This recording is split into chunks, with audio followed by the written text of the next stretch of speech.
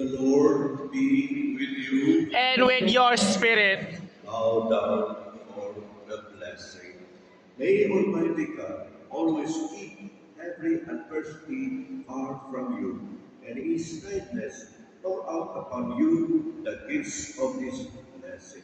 Amen. May God keep your hearts attentive to His words, that they may be filled with everlasting gladness. Amen. And so, may you always understand what is good and right, and be found ever easily along in the path of God's commands, and made co-heirs with the citizens of heaven.